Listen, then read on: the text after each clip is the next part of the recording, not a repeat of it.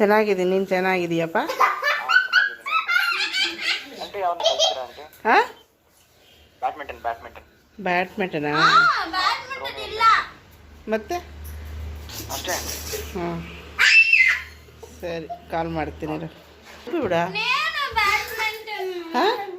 ఏం చేశాను చెప్పి కూడా. ఏం చేశాను చెప్పు.